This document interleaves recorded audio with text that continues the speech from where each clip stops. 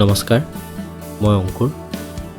আমি the yellow word ৰোডে অহা এপ্ৰিল মাহৰ 5 তাৰিখে এটি নতুন গীত আপোনালোকৰ মাজলৈ আগবঢ়াবলৈ সাজু হৈছোঁ।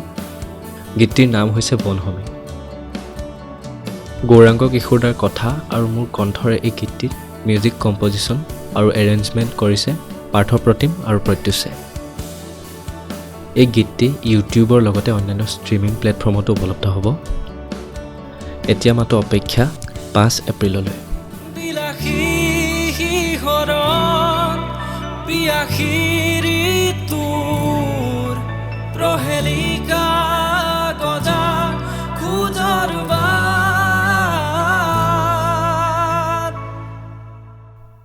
বনভূমি।